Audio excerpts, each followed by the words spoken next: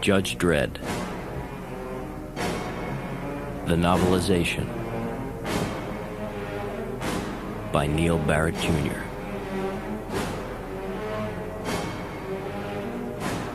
The shuttle had gotten its cleansing spray. Nearly faded letters on the side read, Mega City Judge System, Aspen Prison Shuttle number 3. Next, the guard said. He stuck his right hand into the blinking red slot. The robot sensor whirred, then winked at him in green. Ferguson, Herman, ASP 9000764, sentence served, 6 months, 3 days. Welcome back, citizen. Thanks, Fergie said. The robot made a bleeding sound and then flipped him a blue plastic card. The card showed Fergie's face the day he'd entered prison. He was free. He didn't feel free, but he'd be damned if he'd let that hold him back. The back of the card read, Living Assignment, Red Quad, Block Y, Heavenly Haven, Citizen Suite 666. Poking his card in an info slot led him to the Skycap station that would take him to the Red Quad sector some 60 miles away. The Skycap set him down on a pleasant street. Couples strolled hand in hand. Children chased each other across the lush lawn. The scene brought a smile to Fergie's face. Man, can these frigs possibly be as dumb as they look? These groons mooning in the park would buy a sack full of spiders if they thought they could get 'em half price. Wonderful, Fergie said aloud. Herman Ferguson loves Heavenly Haven. Herman Ferguson is going to fit right in. Coming soon, citizens, the Heavenly Haven Pocket Park, bringing fresh air and recreation to your lives. Another design for better living from the Mega City Council. Fergie blinked, startled by the sonorous voice that seemed to come from everywhere, a voice you knew you could trust. Coming soon, citizens, the Heavenly Haven Pocket Park, bringing fresh air and... Heavenly Haven Pocket Park suddenly disappeared. Fergie stared at the dirty graffiti-covered wall and felt the color rise to his face. 6 months in Aspen and he'd let himself be conned by a damn holo poster. Everyone was running south. Fergie followed a comfortable distance behind the crowd. They were throwing rocks and bottles at the wall where the holo of Heavenly Haven Pocket Park had been. The holo was different now. Showed a great shining building stretching to the skies. The golden shield and eagle of the judges was superimposed on the image, glowing in the painted blue sky. He could hear the booming voice. Coming soon, the Heavenly Haven Law Enforcement Barracks, bringing surveillance and security to your lives. Another design for better living from the Mega City Council. Coming soon, the Heavenly... A woman beat at the image with the leg of a chair. They stole our park. Damn them all, lying bastards. Stinking lying judges. The crowd swept forward in a wave. And that was the moment the weapons opened up on the crowded streets below. Men and women screamed. Lead ripped flesh and bone. Heads exploded and limbs tore away. A river of blood spattered the dark and grimy walls. And Herman Ferguson, ASP 9000764, peed in his prison-issued trousers and ran like hell. Fergie headed up the stairs. He glanced once more at the address on his card. Red Quad, Block Y, Heavenly Haven, Suite 666. He stepped on something that squealed. Something darted up the sooty wall. Fergie gasped for breath as he passed the second floor. He rested on 4, took it easy up to 5, and ran up to 6. The hall was empty except for trash. A battered food cart rounded the corner. Delicious and healthful ration packs, piping hot and ready to eat. Delicious and healthful ration packs, piping hot and... Number 666 was a door smeared with the usual unintelligible graffiti, but he felt a great sense of relief. He hadn't actually been alone for 6 months. No space, no privacy, Just a couple of thousand mean, hairy sons of bitches who'd kick you to death for entertainment, or slide a rusty shiv into your heart. He turned the knob and stepped inside. A man with purple ears jammed a pistol up Fergie's nose. "You a judge, spy, little man?" There were two other men in the room. They stood by an open window. They gripped enormous weapons in their hands. Now Fergie could hear the crowd below. Weapons, window, crowd. Fergie felt the hair creep up his neck. All the slaughter down there was coming from here, in 666. In his room, which he didn't really want anymore. "All right," Fergie said. "What it is, I got the wrong room. Hell, I probably got the wrong building. So I'll just run along. I'll leave you guys to your..." "You hold it, Droog." Purple Ears stepped in his path. "You don't bees going anywhere, okay? You hear him down there? It's a block war, man." Purple Ears' companion cheered. One had 2 rows of shiny hypo needle teeth. The other wore a metal jacket he'd made from tin cans.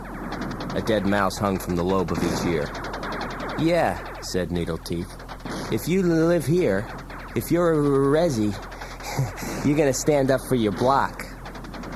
Metal Jacket grinned. "You don't look like no spy to me." "Let's go, Haven. Heavenly Haven all the way." Needle Teeth loosed a burst of automatic fire into the crowd down below. Purple Ears snapped off a dozen rounds with his automatic pistol. Block war, pour it on him, Droogs." Metal Jacket joined in. The noise of his black and copper weapon ripped through Fergie's head. "Damn it, you gotta stop this," Fergie cried out. "I'm on parole. They catch me with you morons, my ass is back in Aspen again." Fergie knew he had to do something. People were getting slaughtered down there. And though he didn't really know his neighbors that well, blowing them all to hell was the wrong thing to do. Especially if the judges blamed him for having a bunch of crazies in his room. Fergie threw himself at Purple Ears and grabbed for his gun. Purple Ears whipped the butt of his pistol around and whacked Fergie firmly on the jaw. It was close to sunset outside, but it was always high noon in the harshly lit corridors of Mega City's Hall of Justice. There were secrets in this building only a handful of people ever knew. It was exactly 1847 hours when Judge Hershey left locker room G and walked down the narrow rampway to level 17, her black helmet tucked beneath her arm. Her black hair was cut nearly as short as a man's. A curl formed a perfect half moon on either cheek, her only concession to fashion and her sex. Not that anyone had ever mistaken her for a man, though Hershey was dressed in the standard beetle black armor, gauntlets, and boots of a judge. No one with normal vision would make a mistake like that. She was trained, disciplined, and quick as death, or she would have never earned the eagle and shield badge molded in copper and chrome across her breast. Armor glass doors slid aside and Hershey walked into the vast curved tunnel that was the heart of the street judge's life. The thunder of engines was a living force that rose up through Hershey's boots, rippled through her belly, spread like a tremor of the earth into her arms and legs. She was certain hers was a feeling shared by any man or woman who had ever walked into level 17 among 100 gleaming lawmasters crouched and waiting to come alive. These squat black monsters, lightning-fast killing machines and 100 generations removed from their ancestors of the world of way back when, and nearly as deadly as the peace officers who rode them through the streets of Mega City now. Hershey spotted Rookie Briscoe. It was 1852 hours, 8 minutes until the shift changed at 1900, and the tunnel was filled with armor-clad judges and red-sleeved maintenance personnel. "Judge, ma'am?" Hershey stopped abruptly and wheeled around. "Ohlmeyer. If you've read Manners and Conventions, Article 7, you will be aware of the fact that there is no such thing as ma'am. Ma'am is the gender title, cadet. All judges are addressed as judge. They are not, I repeat, not addressed as sir, ma'am, miss, it, or any other discriminatory word or phrase. Do you read me, cadet? Yes, ma'am. Yes, Judge. Ohlmeyer backed off. His throat went suddenly dry. It always happened when he spoke to Judge Hershey. He couldn't look her straight in the eye. If he did, she took his breath away and scared him to death at the same time. Briscoe was standing by his lawmaster.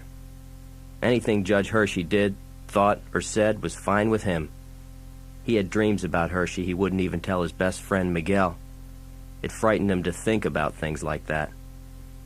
If he ever had to do a truth session, he'd take the kill pill before he'd let him know what was churning through his head. "Nice evening, Judge," he said. "I hope that little droog didn't bother you any. Cadets are sure a pain in the—" "Shut up, Briscoe. A cadet is lower than a slug's belly, and a rookie is a quarter-inch higher than that. You read me clear?" "Yes, Judge." "Good. Excellent, Briscoe. Now get your act together. The citizens aren't paying you to look nice in your new black suit. Straddle that mother and find me some crime." Hershey leaned into the wind, taking the skyway curve at a non-regulation 22 degrees. "Easy, Briscoe," she said into her comm. "There's no one on the way yet but us." She keyed the map of her dash. Red quad. Left, then a minute and a half. "You take the street left, I'll take it right. And Briscoe, watch yourself, okay?" "Hey, don't worry about me. Action is my middle—" "Whoa!" Yellow tracers stitched the street. "Take cover," Hershey shouted. "Combat 1." She threw the machine into a skid, drew her lawgiver, and loosed a stream of fire into the tenement above. His voice said he still had the stupid rookie grin on his face. "What do you want me to do?" he said. "What are your orders, Judge?" Hershey ducked as a burst of fire slammed into her machine. "Briscoe, this is real. We will stand down and wait for backup." A hail of fire sent him reeling. When the acrid smoke cleared, a concrete gully a foot deep snaked across the street from one curb to the next. The line ran an inch from Briscoe's knee. "That is mucking heavy arms. These guys aren't kidding." "What did you expect?" Hershey said. "Spitballs?"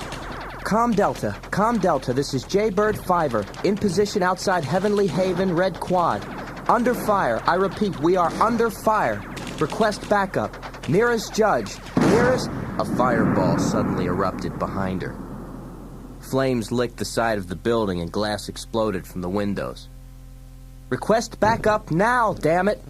Hershey shouted into her comm. "Now, or forget it!" Hershey's lawmaster lifted into the air.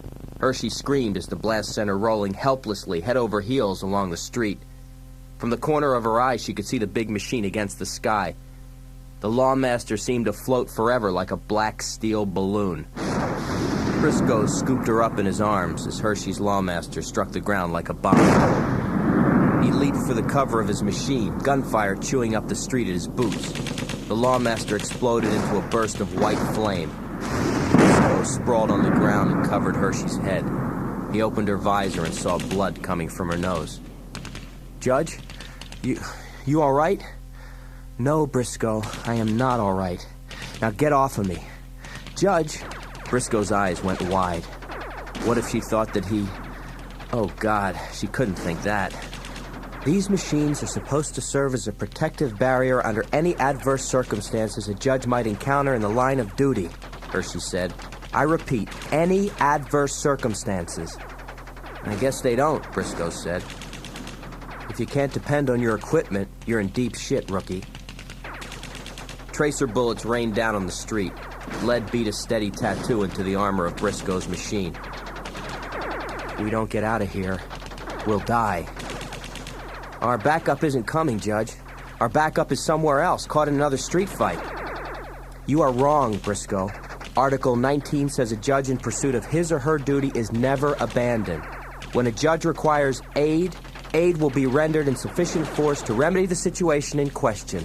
Have you read the articles, rookie?" Hershey jerked around as a deep roll of thunder exploded and a black lawmaster burst through the curtain of flame. The rider slammed a heavy boot on the brakes, spinning his machine in a circle, blasting the scent of rubber into the smoky air. Gunfire ringed the man in a cage of hot steel. Briscoe stared. Who the hell's that? He's a sitting duck out there. Flames licked at the dark figure's heels. He stalked through the fire, ignoring the chatter of weapons from overhead. Lifting the speaker mic from his lawmaster, he turned and let his visored gaze sweep the tall buildings on every side. Drop your weapons, everybody. This block is under arrest. Holy crud! Briscoe raised up and blinked. It's him. It's Dredd. High-pitched laughter rang from the tenement above. You want us? Come and get us, Dreddy. Gunfire dug up chunks of pavement at Judge Dredd's feet. Judge Dredd, take cover, Briscoe shouted. Dredd ignored him. He walked over and looked down at Briscoe, then at Hershey. Backup's here. He slapped the side of his lawgiver. Let's go. Keep it simple. Standard relay, single file, on point. Dredd turned away. He looked at his weapon and spoke. Grenade! The door exploded and slammed against the far wall. Dredd stepped inside. Upstairs, the perpetrator's fire comes from 6. It was nearly pitch dark and he didn't use a light. Kept up a hard and steady pace and didn't stop until they reached 6. Hershey was grateful she hadn't slacked off on her ASJEX routine, the Advanced Street Judge Exercise Program. Briscoe was breathing hard behind her. At 666, Dredd stopped and raised his hand, motioned Hershey to the left and Briscoe to the right. Lawful entry, Dredd said aloud. Suspicion of felons with illegal weapons inside. He drew back a lever on his lawgiver and blew the door apart. Metal Jacket and Needle Teeth turned from the window and stared. Dredd! Metal Jacket went white and swept his automatic weapon toward the door. Armed. Resisting arrest. The lawgiver jerked in Dredd's hands. Metal Jacket and Needle Teeth splattered against the wall and exploded into flames. Smoking flesh slid to the floor. This room is pacified, said Dredd. Hershey saw the figure appear in the doorway. Purple Ears grinned, raised his pistol in a blur, and shot Briscoe in the head. Hershey turned on the man, but Judge Dredd was already there. He swept the lawgiver into an arc and rammed the butt hard in Purple Ears' gut. Purple Ears dropped his weapon. Dredd hit him again on the jaw. Hershey went to Briscoe at once. She raised his visor, saw what was there, shut her eyes. Dredd stepped over to the man on the floor and poked him with his boot. You have obscenities written all over your head. Are you aware that's a violation of the law? Purple Ears spat a mouthful of blood on the floor and laughed. Hey, are you kidding me or what? You gonna arrest me or something? Then do it, man. Mega City's Municipal Code 334-8, Dredge said. Willful destruction of property. 2 years. Listen, pal. Code 11-5er. Illegal possession of weapons. 5 years. Code 34-A. Resisting arrest. 20 years. All right. Purple Ears raised his hands. I gives up. You be's taking me in? 90804. Assault on a judge with a deadly weapon. Purple Ears forced a weak grin through bloody teeth. Don't tell me. Life, right? No, Dredd said. Death. He squeezed the trigger of his weapon. He squeezed it and didn't stop. Purple Ears began to sizzle like bacon in a pan. Hershey swallowed hard, but she wouldn't look away. The street judge didn't betray her feelings. She didn't throw up. She maintained her cool at all times. Dredd released the trigger. Court is adjourned, he said. Black-clad judges, medics, and techies crowded the 6th-floor hallway of Heavenly Haven. Briscoe's body was the first one into the hall. The medics had scraped the remains of the 3 lawbreakers into one plastic bag, but Briscoe was one of their own. As the stretcher passed Hershey, she said, He was a rookie. He was my rookie. I was supposed to watch out for him, damn it. Judge Dredd shook his head. Don't blame yourself. He made a mistake, not you. His reactions were slow, judgment faulty. Hershey turned on him and glared. My God, Dredd. Is that all you have to say? He got his face blown off his first week on the job. He beat the odds then. Mort's stats say 5.7 days. Dredd stopped. The battered food cart was rolling toward them, wobbling drunkenly on its broken wheel. Yum. Healthful and nutritious ration packs ready to eat. Dredd stepped into the robot's path, gripped his lawgiver in both hands, and aimed it at the robot's shiny dome. Halt. You have 10 seconds to surrender. 10, 9. Dredd, take it easy, Hershey said. It's a servo droid. Make your selection, please. Insert your card in the slot. Dredd took one step forward and shoved the barrel of his weapon half a foot into the slot. Make your select... Oh, shit!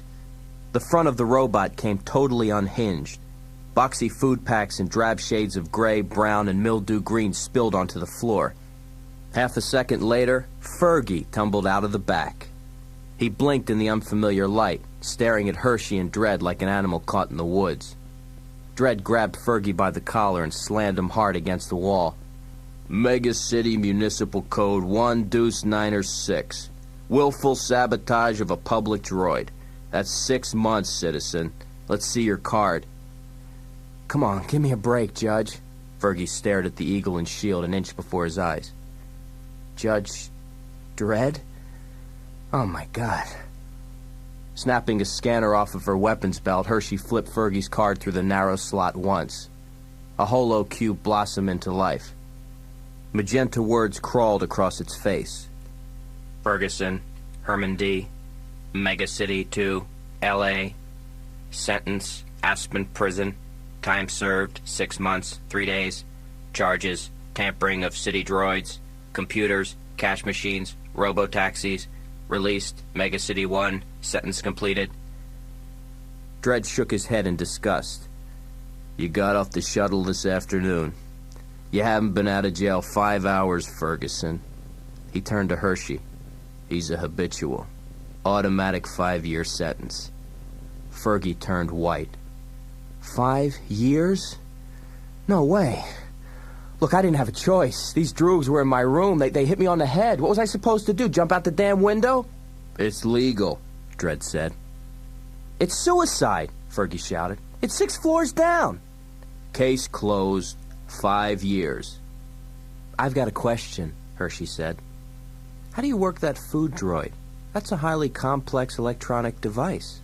Only a trained, skilled professional could possibly do that. Yeah? You kidding? Fergie grinned. What you do is you cross the yellow wire with the blue wire, unless you got a Model E, and then you got a... Hey! Dredd let go and Fergie dropped to the ground. You've just made a confession, citizen. Duly dated and recorded. He nodded at the street judge standing in the hall. Take this person away. Next shuttle back to Aspen Prison. Downstairs, Hershey stood in the night and looked out over the ruined neighborhood. There were 50 million people in Mega City 1. 50 million packed into 320 square miles. 120 years before, a city with another name had stood there. That city had held 8 million people in the same 320 square miles. Crime had nearly overwhelmed the city then, and there had been no judges to keep the vast and lawless population under control. If we ever lost the upper hand here... Hershey shuddered at the thought. Maybe she was wrong and Dredd was right. Maybe they couldn't afford to understand. Maybe there was no way to let their guard down. Article 1 carved on the high wall at the entry to the Hall of Justice read, First, there is the law. It was something Dredd understood, that there was no other way, no other means to assure that civilization survived. She walked out into the street and studied the burned and twisted mass of metal that had been her lawmaster half an hour before. I'd better start thinking how I'm going to write this sucker up. Better be one hell of a report, she said aloud. Some jerko at the hall is a real bad day. I'll be buying this wreck for the rest of my natural life. The room was small. There were 3 comfortable chairs, an antique glass table, and a video screen mounted on the wall. The room was just off the hallway leading to the chamber of the Council of Judges. The session that was about to begin was closed to all but the council members themselves, an emergency session of the gravest order. There was only one topic of note in Mega City at the moment. The only subject covered on the video news: terror was loose in the streets, and the city was caught in a web of fear. This is Vardis Hammond, and I'm standing in front of the ruins of Heavenly Haven Block. 53 citizens have been hospitalized, 5 of them children. The death count is 19 so far, and many victims are still on the critical list. The perpetrators themselves are among the dead. They have tentatively been identified as crazed squatters who were allegedly killed in summary execution by Judge Dredd himself. Now, the number of squatters involved has yet to be determined due to the difficulty in separating the individual bodies. Dredd turned as the door to the hallway slid aside. He came to attention and nodded his head in respect as Chief Justice Fargo walked into the room. Joseph, no formalities, please. You make me feel like an old man, which is precisely what I am, by the way. If we had 100 men like you, sir, we could clean up Mega City by morning. Fargo shook his head. Well, I'd call that blatant flattery if it came from any other man. Now tell me, Joseph, the summary executions at Heavenly Haven, were they, absolutely necessary? Unavoidable, sir. Unavoidable. Well, we make our own reality, don't we, Joseph? The severity of those executions, were they unavoidable, too? Dredd felt the color rise to his face.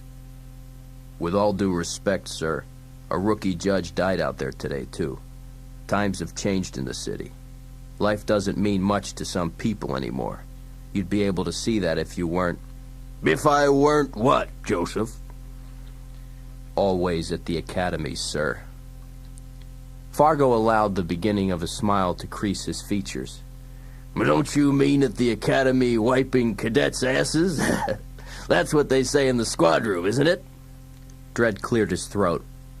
That's irrelevant, sir. You set the standards, Chief Justice Fargo. No, that's not true. Fargo wet his lips. Now you do. Why, to the young cadets, you're a legend. I don't feel much like a legend, sir. We don't decide what we are. They do. Do you remember your time at the academy, Joseph? I remember what you taught me, sir.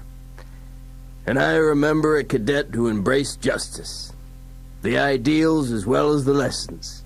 My finest student, out of all the thousands I have been privileged to congratulate as a newly appointed judge, you are the best, Judge Dredd. Thank you, sir.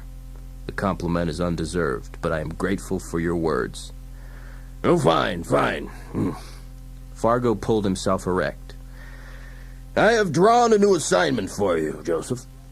Starting tomorrow morning, you'll be spending 2 days a week at the academy. I would be honored, sir. Armed combat or marksmanship? Fargo grinned. Ethics, Joseph. The Moral Code of Judges, Article 22. I'll drop by and see how you're doing. A massive stone eagle and shield rise up from the floor of the council chamber. A carved black table of ebony rises up before the high symbol. There are 5 chairs behind the table. On the high, ornate backrest of each chair is a carved replica of the eagle and shield, and below each emblem is the name of the high judge who is privileged to sit on the council. On the wall opposite the judges, a large holo flickers into life. The holo is a map of New North America. There are 3 pulsing blue stars on the map. Mega City 1, which rests on the 20th century foundations of New York City. Mega City 2, a massive extension of the old city of Los Angeles. And Mega City 3, Tech City, which was once called Houston. All else on this map is a dull and coppery hue, the color of the sun-baked ground, the color of the land of cursed earth, the no color of death. The members of the High Council file into the chamber and take their places. Judge Griffin rises slowly from his chair. He is a man of 60 years with silver hair and eyes the color of Arctic ice. My fellow judges, it is quite clear that these block wars that erupt across the city are becoming an epidemic that must be dealt with immediately. The measures we are taking now can only contain the sickness that threatens our society. Containment is not the answer. The only solution to our problem is a tougher criminal code, a code designed to show this filth they cannot run amok in megacity. Judge Silver. The situation gets worse every day. 73 citizen riots in 2 months in what, 16 different sectors? Judge Magruder. Violent crime is rising 15% every quarter. If we don't increase our resources, they will be inadequate in under 3 years. Judge Esposito. 3 years? They are totally inadequate now. The council is in an uproar. A gavel strikes the table. My friends, my fellow council members, as a city we continue to grow, and growth is painful. Over 50 million people live in an area that was originally built for under 20. It's not enough that they rely on us for clothing, food, water, and clean air. Judge Griffin. Chief Justice, with all due respect, this city is in chaos. Maintaining the social order calls for tighter reins. My curfew proposal should be implemented immediately. Judge Fargo. Treat men like animals and they will act like them, sir. Judge Griffin. Perhaps you'd prefer we strip the judges of their current powers and return to the antiquated system of trial and jury? We must expand execution to include lesser crimes. Judge Fargo. This body is not the first assembly to think that more laws and fewer choices will bring peace and order. That delusion has been tried and failed before. I was hardly in my teens when I put on this badge, and when the time comes for me to take it off, let me do it knowing that it stood for freedom, not for repression. Judge Griffin. Once more, sir, you have served as a moral compass for us all. I wish to withdraw my proposal. I hope for good. Judge Fargo. Thank you, my friend. Your strength and wisdom is always an asset to this table. Now, let us all work together to continue the task we have sworn to perform, to protect and serve the citizens of Mega City. The judges file out of the room. The lights in the chamber dim. If the cursed earth is hell, then Aspen Prison is the stairway that leads to the underworld below. The warden, Judge Miller, followed the 2 guards down the wet and treacherous stairs, the cells descending on either side. They were not cells at all.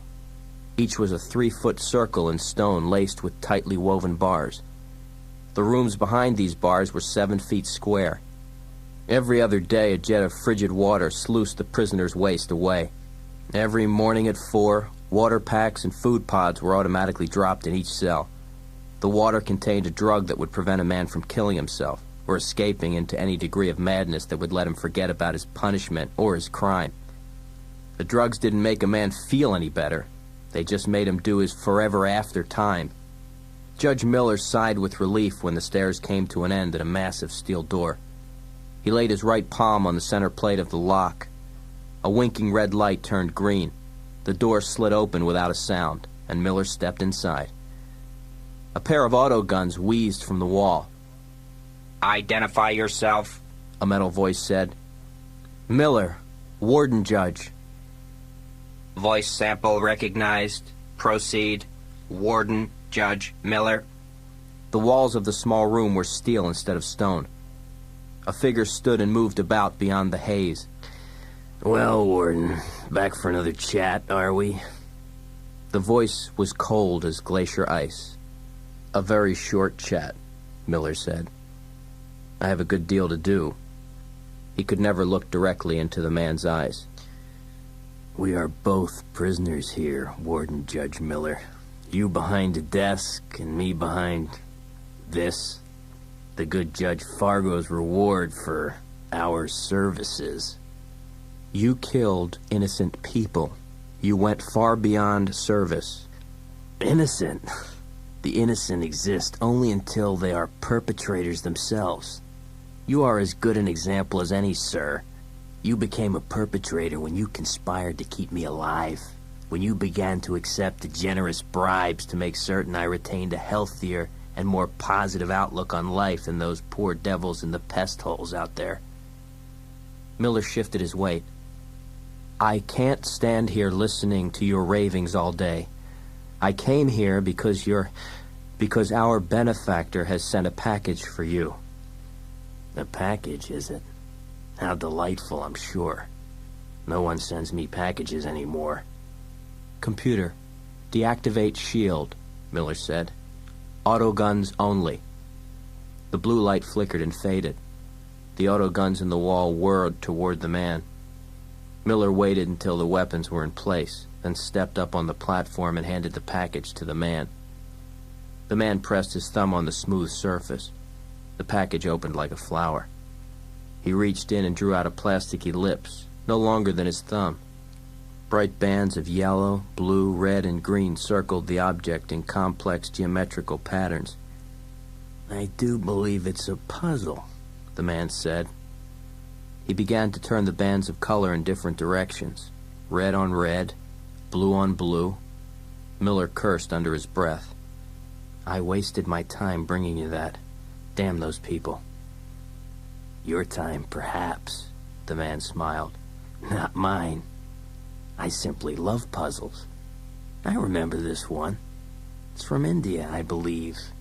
A place that isn't there anymore. It's supposed to contain the meaning of life. The warden laughed. Good. I've got maybe a minute. Why don't you enlighten me some? Tell me, what's the meaning of life? The man gave him a weary, almost sorrowful look. It ends, he said. The puzzle made a quick, sibilant sound like the sigh of a snake. Miller felt a jolt of pain in his throat.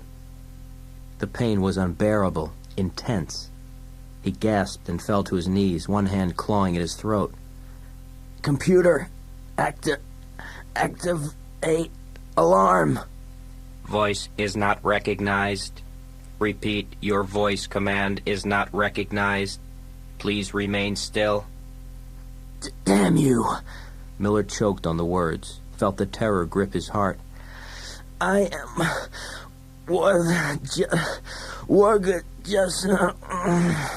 Security break, autoguns targeting.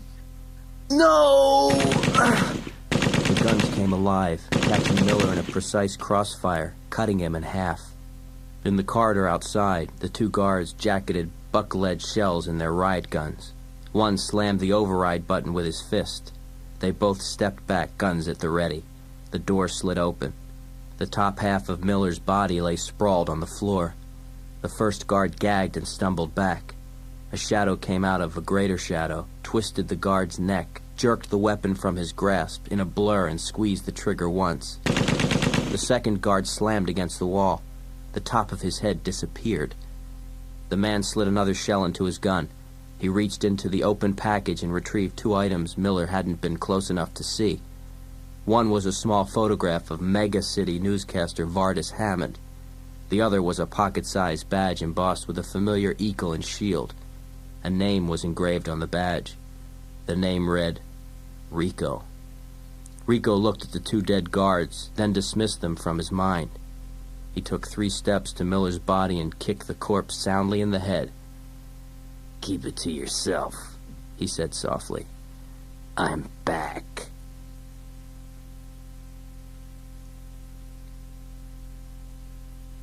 The following is transcribed from a partial audio tape of a lecture given by Judge Dredd at the Academy of Justice. No date is given, but from the equipment described, it would seem this event took place circa 2139. This is Lawgiver 2. 25-round sidearm with mission-variable voice-programmed ammunition. Pay attention. Signal flare. Yours, cadets, when you graduate. If you graduate. Now, I don't have to tell any of you what this is, but I will, because you are cadets and you don't know from nothing even if you think you do. This is the Mark IV Lawmaster, improved model, with onboard dual laser cannons, vertical takeoff and landing flight capacity, and 500-kilometer range. Note, maintenance personnel have set the machine in motion at this time. The Lawmaster rises in a hovering mode for 5.7 seconds. The drive unit fails and the Lawmaster drops heavily to the ground. Yours, if you ever get it to work. All these things are nothing but toys. End of the day, you're alone out there in the dark. All that counts is this. This is the book. This is the law. And you will be alone when you swear to uphold these ideals. For most of us, there is only death on the streets, or for those few of us who survive to old age, the prouder loneliness of the long walk into the unknown of the cursed earth, to spend your last days taking the law into the outlands. There are medically disabled judges, and there are dead judges. There are retired judges who've taken the long walk. Do not ever forget, cadets, that there is no such thing as a judge who has set aside those vows you will take. Class dismissed.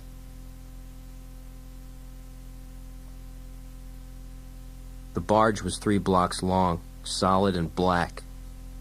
The mega city wall lock opened, and the barge poked its pitted nose inside, finally whined into silence as the lock took hold. A portal came open, and a crewman stepped out and nodded at the guard. 2 loads from the prison factory in holder number 9, 1 from the mines in 6, prisoner mail in 2. The guard looked up from his computer tablet. No prisoners coming back? Just dead ones. He nodded back into the dark. Family's probably glad to get rid of them now that they gotta bury the bastards. The crewman stalked off. The guard stepped past him into a dimly lit hold. 15 body bags were strapped to the deck. Each had a yellow plastic tag stapled to his chest. Each bag was stenciled ASP.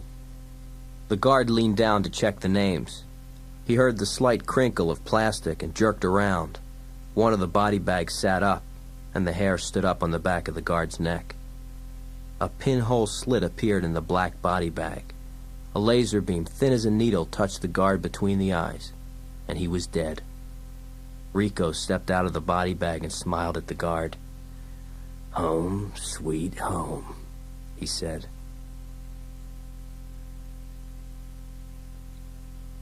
The lights were always on and the streets were always wet in Mega City.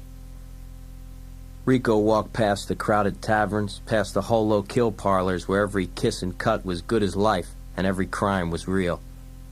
On a video screen, he saw Vardis Hammond silently mouthing a replay of the city's block wars. The sign outside said, "Geiger's Bazaar." Everything nobody wanted hung from the ceiling and the walls.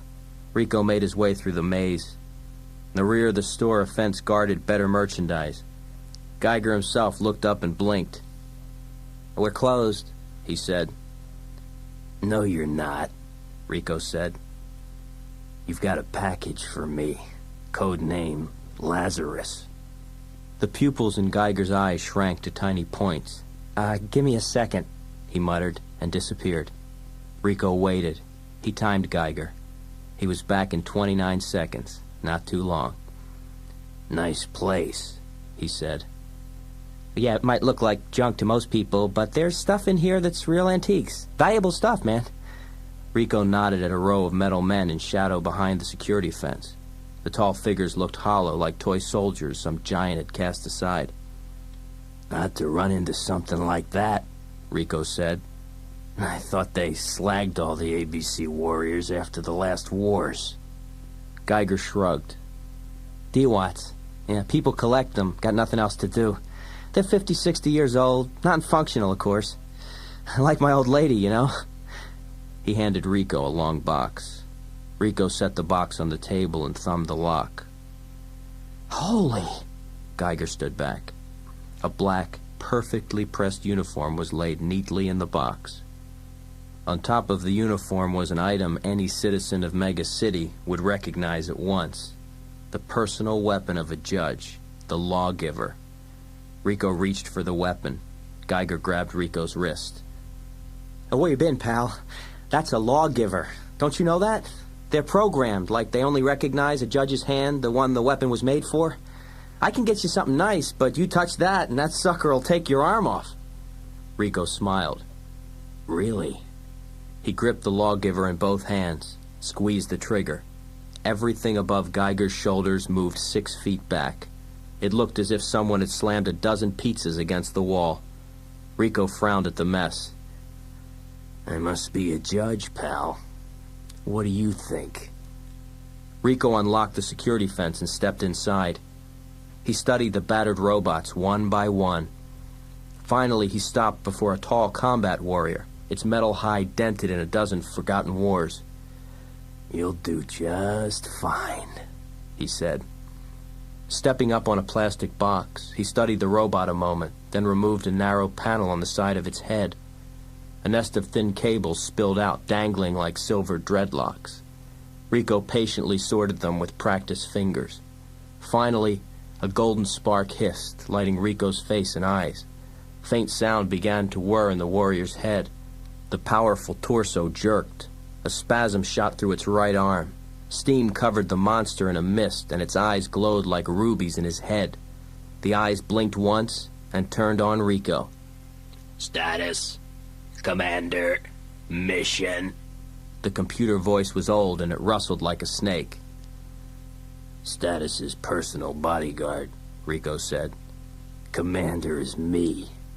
Mission is, we're going to war again. Geronimo, pal. Lily Hammond had taken care of herself. Her husband's status as Mega City's top broadcaster enabled her to make regular appointments at Lovely U. My God, Vardis. Lily looked up from the paper in her hand. A conspiracy in the justice system? Radical elements on the city council? Where did you get this stuff? Hammond sat tapping on his lap computer. What do you mean, where did I get it? I followed up some grumblings I found on some low-level council papers. They confirm what I've known all along. The shadow of oppression goes deeper than the street judges. Much deeper. Vardis, they'll never let you put this on the air. Something like this could bring down the council. Maybe it should, Lily.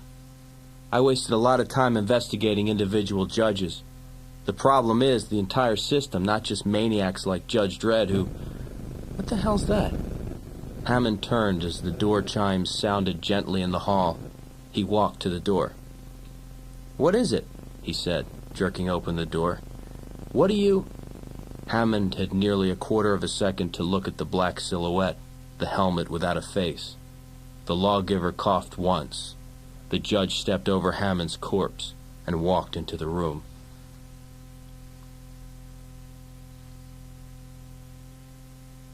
He was changing his shirt. His back, his shoulders, and his arms were tight with cords of muscle, the perfect symmetry of his upper body marred only by the harsh, pink ridges of tissue, scars earned in combat on the streets. A judge emblem was tattooed on his left shoulder. Hershey had one like it herself, only hers wasn't blurred where a killer's bullet had plowed an ugly groove. Dredd turned as he heard her behind him. You on today, Hershey? I'm on. They gave me an option day after that red quad fracas. And you didn't take it? Dredd nodded his approval. Is that really how you feel? It's just you out there, you against them? Don't you ever feel like... Haven't you ever had someone you felt close to? Have you ever had anyone you could call a friend? Yeah. Once. Well, what happened? She saw it then, for an instant, a shadow of pain across his features. And then it was gone. Dredd, wait a minute, please. He stalked through the doorway into the tunnel, into the thunder of 100 growling machines. I'm sorry, she said, reaching his side. I opened my big mouth, and I'm sorry. Dredd looked at her with no expression at all. Do whatever you want. I have to work. So do you. They walked out of the semi-darkness at the curve of the tunnel. 4 of them, visors down. They were dressed in combat armor like every other street judge there, only their stance, their manner, marked them as a breed apart. Judge hunters, the men who watched the watchers, the law within the law. As Hershey watched, too stunned to move, they drew their lawmasters, made a tight left turn in perfect step. Everyone in the tunnel stood still. The hunters walked past Hershey, past the other judges, and stopped in front of Dredd. No! Hershey tried to breathe, but her throat went tight. Judge Joseph Dredd? Dredd was the only judge in the tunnel who had completely ignored the group. He turned and gave them a curious stare. The hunters took a step back. "Don't move, Dredd." The leader held his weapon to Dredd's chest. Another stuck a paper in Dredd's face. "You are under arrest, Joseph Dredd. We have the right to confiscate your weapon.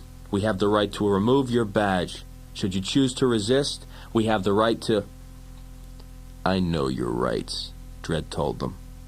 "What is this? What's the charge?" "Murder." "What? Who did I kill?" "You have the right to remain silent. We have the right to subdue you in any manner we choose, including green gas, skitters, or electronic restraint. Do you have any comments to make at this time, Joseph Dredd?" "Yes," Dredd said. "Just one. You Groons can go straight to hell." The screen flickered, brightened. The video suddenly focused on a hallway, a closed door. Digital numbers raced across the bottom of the image, blinking the time and the day. For a few seconds, there was nothing. Then a dark figure appeared, a figure in the unmistakable black armor of a judge. The judge drew his lawgiver and pressed the button inset in the door. The door opened. Light from the room flooded the hall. What is it? What are you... Vardis Hammond's face was stricken with fear. Dredd! No! Please! A quick flare of light in the judge's hand, a nearly imperceptible sound. Hammond doubled over and fell. The judge stepped over his body, walked into the room, and closed the door behind him. Judge Hershey drew in a breath and held it. Beside her, Dredd stared at the screen, unable to believe what he was seeing. A low murmur swept through the council chamber. A full tribunal was a rare occasion. Seating had been bought in to accommodate the crowd. Judge Magruder, acting as a prosecutor, stood to Dredd's left. Judge Hershey stood to the right. Fargo had expressed his concern when Dredd announced that he had chosen a street judge as his counsel for defense. "I trust her," Dredd had said simply, and that was that. Magruder faced the table of judges. "The video you have just seen is a prima facie evidence that the defendant is guilty as charged. Mark it People's Exhibit Number—" Objection, Your Honor. Hershey boldly stepped forward. The video we have just seen is inadmissible as evidence. I ask that it be rejected as people's evidence. If I may be allowed to explain, Your Honor. Judge Fargo nodded. "Please do, Counselor." Thank you, Hershey said. She let her gaze touch each of the judges in turn. Since the uniform of a judge could easily be counterfeited, since the badge and every other accessory can be duplicated, and since neither video nor audio in prosecution's clip can identify positively the accused in any way, or anyone else for that matter, I repeat my objection to this video being entered as evidence in this case. She turned to Magruder, then to the table of judges. I am asking for a ruling, Your Honor. No one in the great chamber moved. Fargo slowly raised his head. He looked past the defendant and Hershey, past Judge Magruder and the media and the black-clad judges. His gaze came to rest on the cadets, the young men and women who held the future of the city in their hands. The truth, the law, his decision was for them. "Objection sustained. I find the prosecution's video evidence inadmissible in this tribunal."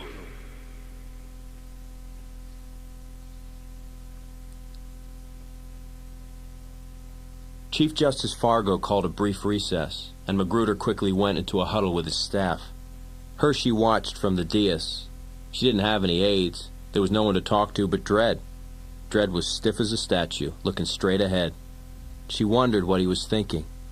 There had to be something going on in his head. The sound of Fargo's gavel echoed through the chamber. The room went silent once more. Magruder stepped back up onto the dais. Your Honor, in light of your ruling regarding evidence presented in this tribunal, I am forced to move to technical evidence which I believe is of a most critical nature. I will need the court's permission to access documentation marked Judge Secret from the central computer. The request is granted. You may proceed, prosecutor. Central, are you online? Magruder said. Online, Judge Magruder. The voice was feminine. It was calm, reasonable, and soothing.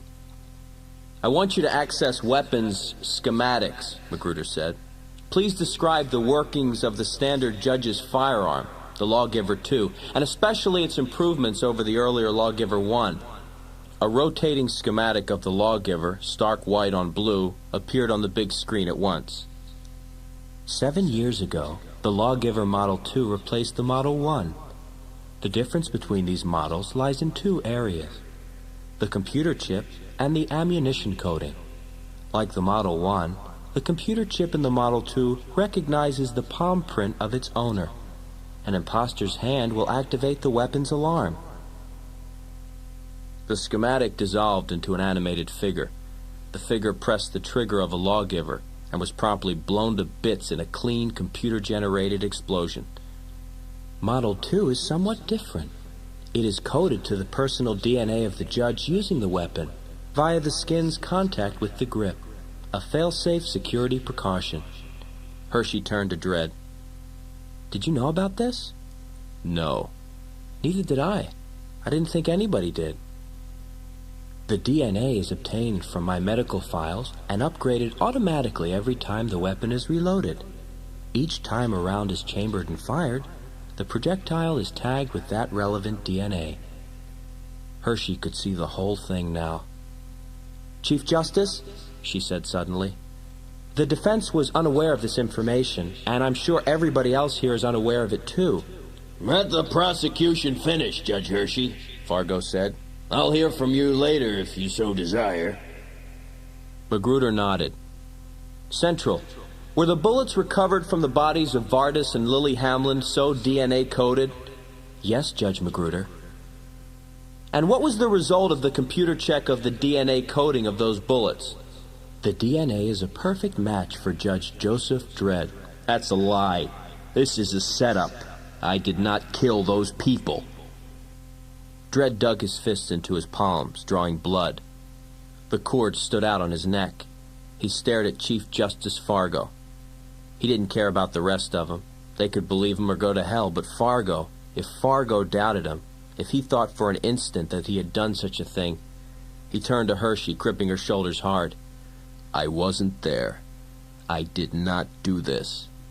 I know you didn't, Dredd. I believe you, but I don't know what to do for you. The DNA evidence is irrefutable. He's left us without any case at all.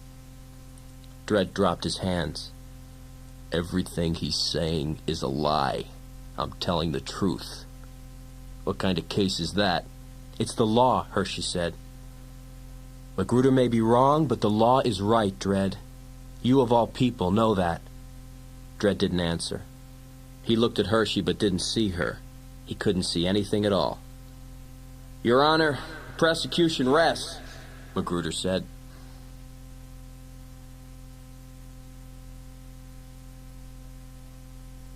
The immense marble shield and eagle is the focal point of the Chief Justice's study. Here is the emblem of power and the man at its foundation who makes that power real. Chief Justice Fargo stares out a small window overlooking the sprawling order and chaos of Mega City. What have I done? How could I have been so wrong? Dredd, Rico, both of them homicidal? Only this time it will be impossible to cover up.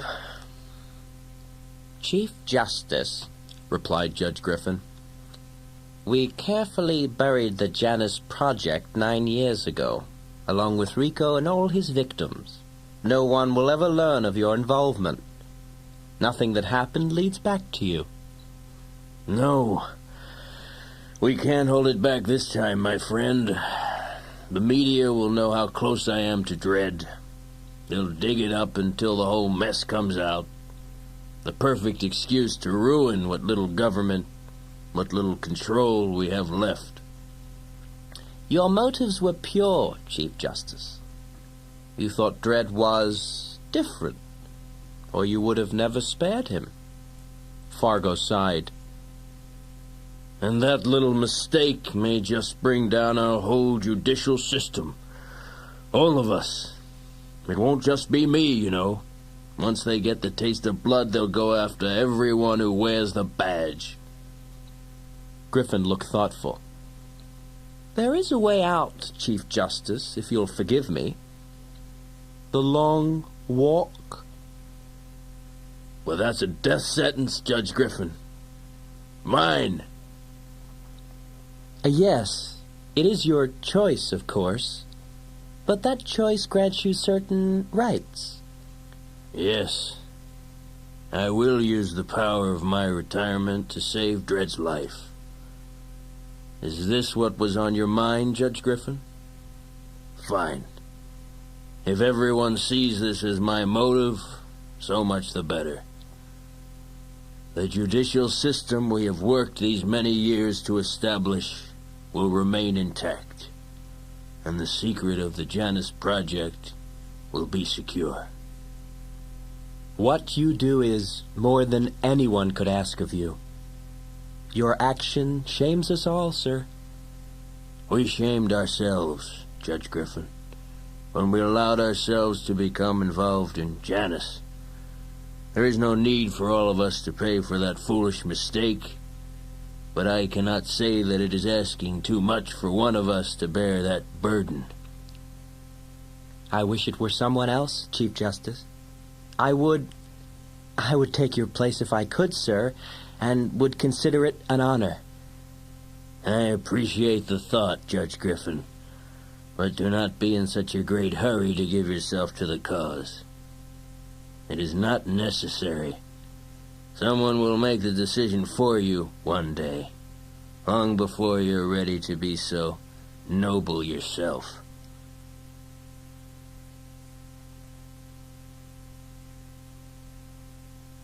The council chamber was hushed.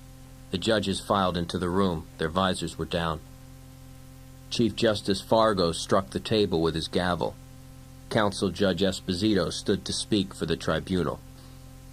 In the charge of the premeditated murder against citizens Vardis Hammond and Lily Hammond, we find the defendant Joseph Dredd guilty. Everyone in the room seemed to draw a breath at once. Chief Justice Fargo looked down at Dredd, determined to face him squarely, to do his duty and not turn away. Joseph Dredd, you are aware the law allows only one punishment for your crime, and that punishment is death. However, it has long been our custom to carry out the last order of a retiring judge. Fargo gripped the arm of his chair. And so now I step down. And as I do so, I exercise my right. As I leave to take my long walk into the cursed earth, I ask this court for leniency in its verdict against Judge Dredd, in gratitude for his years of dedicated service. Hershey was numb. She risked a look at Dredd. What she saw sent a chill up her spine. Dredd's eyes were dead as frosted glass. His mentor, the man who had been his father in nearly every respect, had just saved Dredd and sentenced himself to die. And Joseph Dredd hadn't blinked an eye. Chief Justice Fargo stood aside and formally relinquished his seat to Judge Griffin. We will honor your order, Judge Fargo. The sentence of death is revoked. Joseph Dredd is hereby sentenced to life in Aspen Prison. Griffin struck the table with his gavel as the court erupted into chaos. Sentence to be carried out immediately, he shouted above the crowd. This court is adjourned. Judge Griffin, this trial is a farce. Hershey stepped off the dais and glared at the Chief Justice. I demand an appeal. Enough, Judge Hershey. He picked up the book of the law and pointed it at her like a weapon. You will accept the council's decision, and you will accept it without question. He turned away from Hershey and pointed at Dredd. Remove the prisoner, immediately. Get him out of here. The judge hunters appeared in Griffin's command, 6 of them, 2 marching swiftly down each aisle. Let the betrayer of the law be taken from our courts. Griffin read from the book of the law. The judge hunters clamped manacles on Dredd's wrists. Dredd didn't seem to notice the judge hunters were there. Let the freedom he stole from others be stolen from himself. One of the judge hunters pushed Dredd roughly on the back. Dredd tripped and sprawled on the floor. 2 hunters jerked him to his feet. Another tore off his armor and threw it aside. Still another clutched Dredd's black uniform at his throat and ripped it across his chest. Dredd didn't move. He stood perfectly still, solid as stone, while the hunters tore at his body, stripping him naked of his clothing, his honor, and his life. Let his armor be taken from him, and all his garb of justice. Let his name be stricken from our rolls. Let his memory be erased from our minds. Let him live his life in dishonor and shame. And let him remember every day that he has not only betrayed himself, he has brought the shame and dishonor upon us. It is our regret that Judge Dredd cannot live 1,000 lives in contemplation of his crime. Hershey was uncertain how long she had been standing there alone. The judge's table was empty. The audience was gone as well, the judges, the cadets. The section reserved for the media was empty. The vultures had fed well. She glanced at the 2 glasses on the table. A cadet steward had brought them water while they waited. Dredd had taken 1 swallow. Hershey had finished hers. She raised Dredd's glass, held it just below her lips. The faint, pleasant scent of lemon rose from the clear liquid. Hershey stared at the glass and brought it closer to her nose. She set down Dredd's glass and picked up her own. It was nearly empty, but there was enough there to smell. Nothing. No scent at all. The rage began to spread throughout her body. She clenched her fists in frustration, then grabbed up Dredd's glass and threw it against the wall. Hexadol 9? It wasn't the scent of a lemon. It was a powerful tranquilizer drug. The rigid stance, the frozen stare, didn't take much of the stuff to numb him to anything that was happening around him. They could have started a war right there and Dredd wouldn't have noticed. There was enough of the drug in his glass to... Who? Hershey wondered. Why was perfectly clear. Dredd would accept his own sentence, but he would have gone berserk when he learned of Fargo's sacrifice. This is Duncan Harrow with the news. I feel a little out of place, a bit uncomfortable sitting behind the news desk today. In my mind, this desk will always belong to a man who was revered and respected by the journalistic community and the citizens of Mega City for a number of years. This is Vardis Hammond's desk, and the tragic story unfolding before us today began with the brutal, senseless slaying of Vardis Hammond and his wife Lily. The murder of the Hammonds and the conviction of Judge Dredd for that crime has led to another bizarre and startling development: the retirement of Chief Justice Fargo himself and the commutation of Dredd's death sentence to life in Aspen Prison.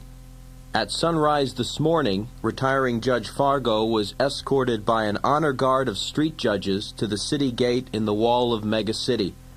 Judge Fargo wore the traditional white duster, the traditional lawman's wear from the period dating to the way back when.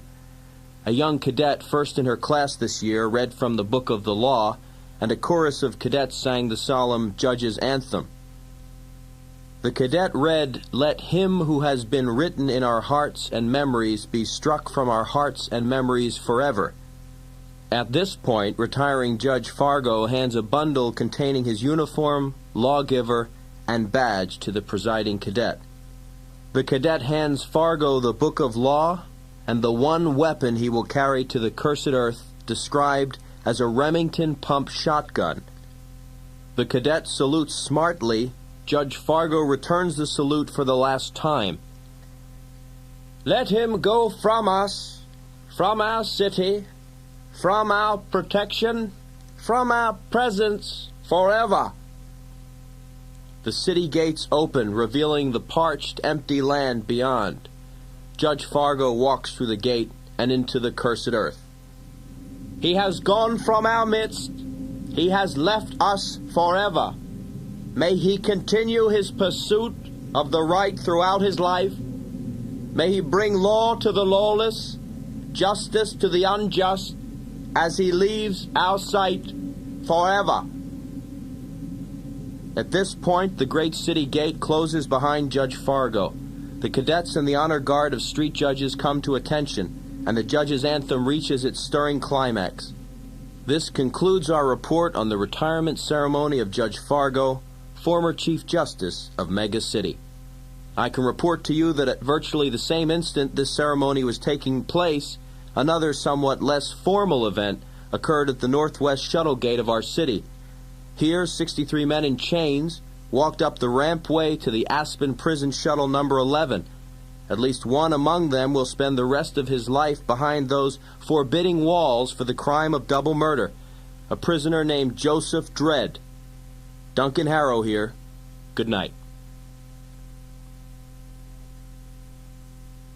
The walls of Chief Justice Griffin's apartment were simulated oak, a perfectly polished imitation of a material that had long since vanished from the earth. Griffin walked straight to the bar beside a heavy glass table. In a corner near the back was a bottle with a faded gold label. He brought the bottle out and held it into the light. The liquid inside was the dark and smoky hue of old gold. "Real Scotch whiskey," Griffin said aloud. "No simulations, not today." He heard the soft laughter behind him, jerked around and nearly dropped the precious bottle on the floor. The man stood in the center of the room, light from the fireplace glancing off the sharp planes of his face. But there was someone, something else, a darkness, a shadow that seemed to lift itself out of the substance of the floor behind the man, swell and grow until it nearly touched the ceiling itself. It hissed and groaned, and steam rose from its dented metal joints. Griffin recognized the monster at once. An ABC robot, a relic of some ancient war. A thing like that here in his home? "Are you out of your mind?" Griffin stared at the man. "Why did you bring that thing in here? I want it out of here at once." Rico smiled. "The scotch is good. I tried it before you arrived." Chief Justice Griffin. It has a pleasant ring to it. "I don't like this," Griffin said. "You and that antique killer coming here. I said we'd meet somewhere safe." Rico swept his arm in a casual gesture. "What are you worried about? That fool reporter is dead. The beloved Judge Fargo has taken the long walk, and Judge Dredd is on his way to Aspen Prison. I do hope he gets my old cell. It's quite special. So isolated, so quiet." Rico looked into the fire. "Fargo was no trouble, I assume?" Griffin made a noise in his throat. "With Dredd convicted, he didn't have any choice. He thought the long walk was all his idea. Dredd was the only one who could raise hell during the proceedings, and I made sure he kept quiet. I'm not happy with the disposition of Dredd. He's an extraordinary man. I could have used him in this. No, you could not have used him in this. Rico swept Griffin's words aside. Dredd worships the law, and he would have blown you away the moment he found out how much you're pissing on it. Let him freeze his ass off in Aspen. Let him see what it's like to be me. After all, he and I have so much in common, don't we? Griffin said, "There is a great deal of work to be done. I want chaos, Rico. The block wars were just the beginning. Now I want fear racing through every street." He slammed his fist against the wall. "Then the council will have to turn to me, and when they do, I'll give them Janice." Rico rubbed a hand across his chin. Fear, terror, panic in the streets. I think I can handle that.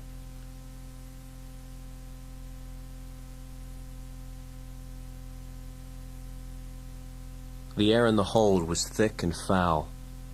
The odor was flatulence and fear, fury and the sour smell of sweat. The prisoners were chained to the hard metal benches. The guards stalked up and down the narrow aisle between them, riot guns close to their chests. Fergie knew who the guy was. He knew, but he knew he wasn't right, because it didn't make sense. There wasn't a chance in hell that the man who had put him in the stink hole was sitting next to him on the bench. Dredd? Fergie couldn't believe it, but now he knew it was true. "What are you doing here?" "I was convicted of a crime.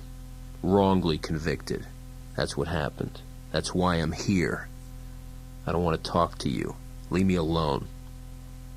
"You too." Fergie slapped his head. "That makes two of us. How about that?" "No, that makes one of us. I remember you. Ferguson, Herman, interference with public droids, unlawful use of..." 5 years? I was saving my own miserable ass. You got an innocent man here. It was a big mistake, Dredd. The law doesn't make mistakes. Yeah? So what happened to you? How do you explain that? Dredd looked at his hands. "I can't. I don't know."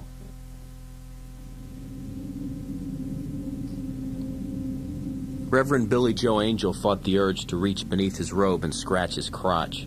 That was wrong. That was a sin. God wouldn't care for that. The Reverend rejoiced in God's blessing and the joy of the pain. He drew the hood tighter about his head and raised his face to the skies. He was blind, but he could feel the terrible wrath of the sun. It burned through ragged cloth, blistered his flesh, and seared him to the bone. "Thou art good, O Lord," he prayed in his head. "Thou hast sent me bountiful suffering and near unbearable pain. I thank thee for this empty and worthless land, for the merciless ball of fire thou hast placed over my head, for the tiny creatures of the earth that do constantly sting and bite this worthless body, which is unclean and eternally damned.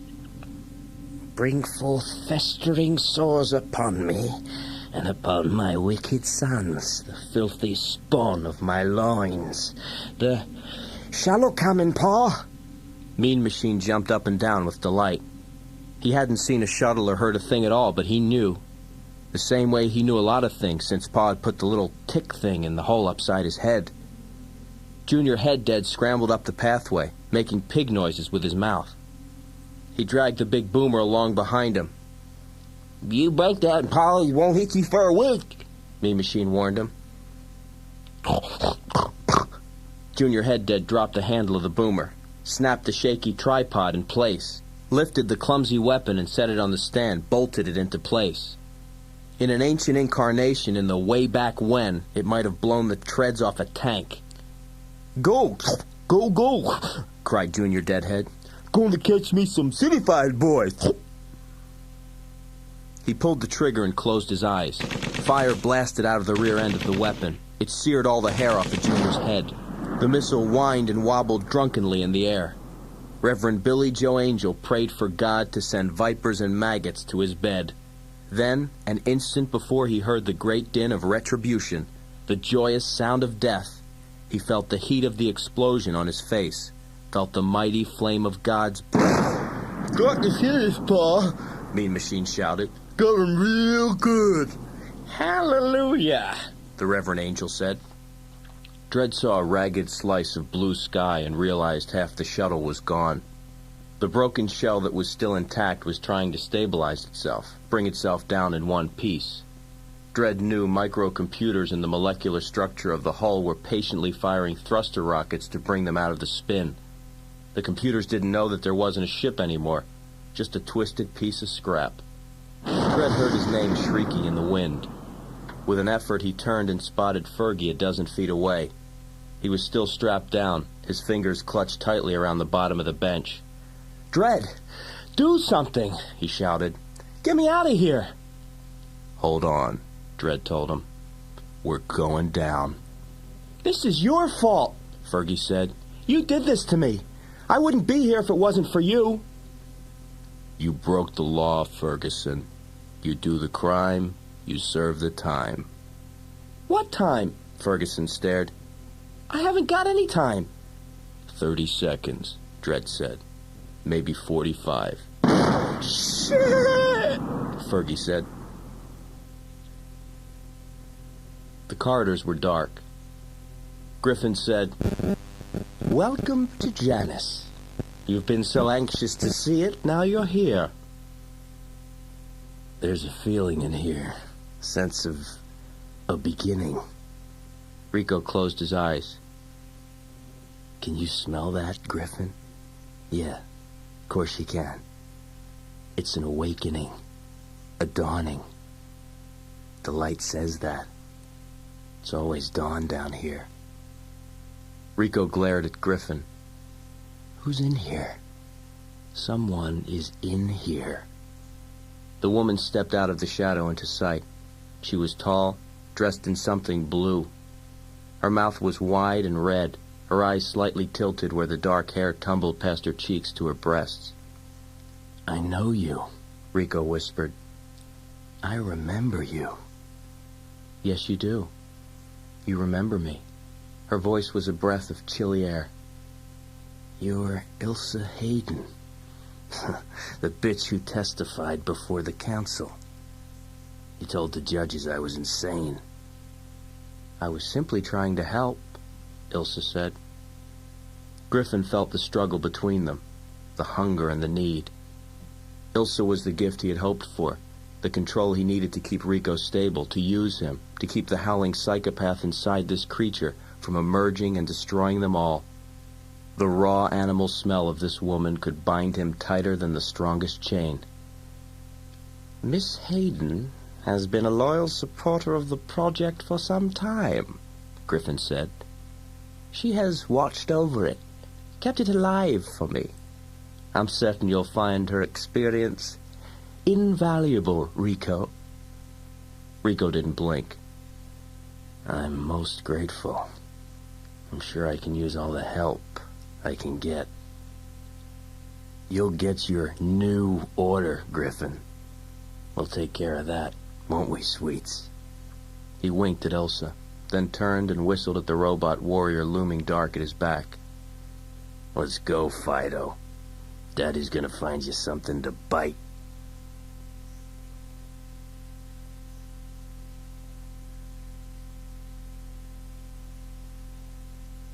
Griffin stared back down the tunnel. The shadows were empty. No one was there. Yes, Griffin here. What is it? The microcircuit in the silver threads of his collar scrambled his words, then released them in the clear at any destination in the world. Captain Arkins, sir. Judge Hunter search and abort Squad 7. Sir, we're at a wreck site. Old Ohio sector. Griffin felt a cold blade twist in his gut. What wreck are we talking about, Captain? Don't waste my time, damn you. Aspen shuttle, sir. The one with... With Judge Dredd aboard? Griffin finished. Is he dead or alive? I want a positive ID either way. No guesswork, Captain. We're going through the wreckage now. I'm getting a picture online for you, Chief Justice. A holosphere blinked into life at Griffin's eye level. It rotated slowly, giving him a complete view of the area. The wreck was a black, twisted metal shell. Sir? Captain Arkin stepped into sight. There are 16 casualties here, but no sign of Dredd. 2 men alive, 1 guard, and a prisoner. We found tracks leading away from the wreck site. At least a half a dozen men. I'm assuming Dredd was one of the survivors, sir. No, Captain, he was not. You are clearly in error. Captain Arkin nodded. Sir? I repeat, Joseph Dredd did not survive the shuttle crash. No one survived the wreck. Is that clear, Captain? Yes, sir. Perfectly clear, sir. Captain Arkin made his way back into the wreckage. A medic was squatting over the guard. Arkin waved him away. Thanks, the guard said. I'm grateful for your help. I'm glad you guys showed up. Arkin brought the blunt-nosed pistol from behind his back. No problem, he said.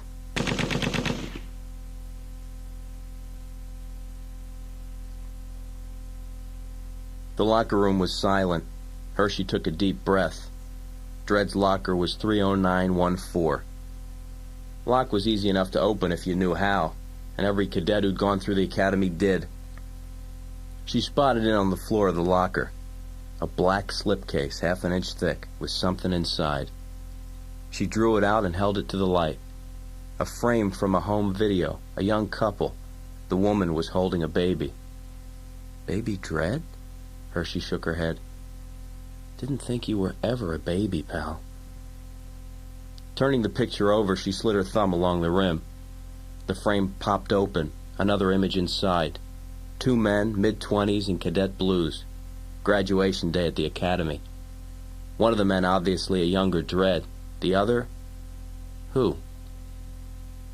Enough like Dredd to be related somehow. Hershey frowned. Not a relative. Couldn't be. Joseph Dredd didn't have anyone, any life at all outside of the judges. And even that family had finally rejected him, tossed him aside. Now he didn't have anyone at all.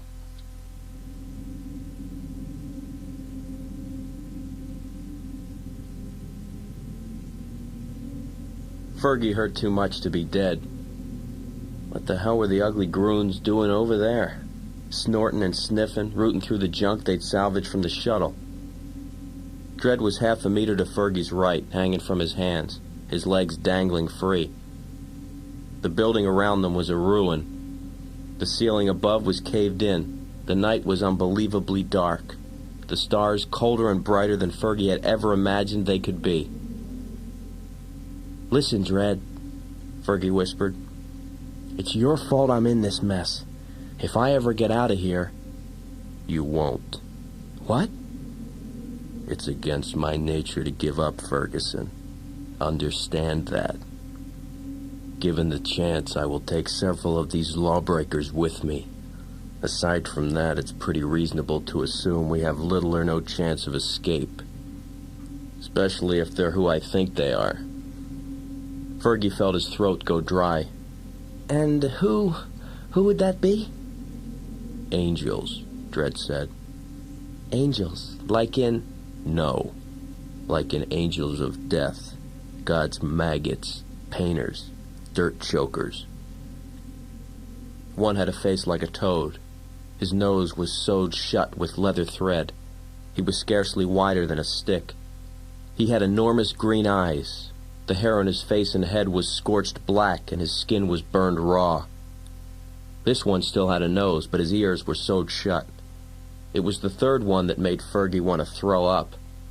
The Groon had a patchwork face, alternating squares of copper and flesh like a nightmare checkerboard. One arm was real. The other was a dull metal stub. There was something mechanical protruding from his head, but Fergie couldn't make it out. Hey, how about you? The creature caught Fergie looking and grinned. I kinda like you, man. I surely do. Something long and sharp touched Fergie's crotch. It trailed up to Fergie's belly and traced a narrow line. It was the longest blade Fergie had ever seen. I'm gonna like you real good, the man said. Real good. What do you think of that? Whatever you do, don't show him fear, Dredd said. Fergie felt something roll over and die in his belly. Thanks. I'll remember that, Dredd. Dredd? Did you say Dredd? Blessed be, Pa. We got us Judge Dredd himself. The two other freakos jumped up and down. Something walked out of the dark. Something tall and gaunt in bug-eaten rags that smelled. It shuffled past the fire, tapping its stick on the ground. He stopped and sniffed the air. His features were masked by the filth-encrusted hood. Yellow Eyes winked at Dredd. Pa wants to know if it's true we got us the great man of the law himself. Well, is it, Dredd? That be who you are? I'm Dredd. Hallelujah, the man in the hood said. I know who you are, Dredd said. You're the self-styled Reverend Billy Joe Angel, wanted on a 603, crimes against humanity, a 529er, murder in every degree. You and your offspring are under arrest. Pa Angel howled. Oh, we are blessed, Lord. All we prayed for was food and sustenance, but thou hast delivered our great enemy into our hands. Pa says, I heard him, Dredd said. You're still under arrest. Dredd, Fergie shook his head. You keep saying that. You're gonna piss this guy off. Listen, friend, there's been a little mistake. Him and me, we're not together. Yellow Eyes poked Fergie sharply in the ribs. Told you I liked you, man. Didn't mean I liked you talking. Shut up! Yellow Eyes squinted at Dredd and Fergie. That's Pa. You better be real nice. He's an authentic, baptized adventurer of the Lord. He stabbed the air with his knife. You mess with him, you messing with the fiery hand of God himself. They call me Mean Machine. That's 'cause I am. He pointed a dirty finger at his head.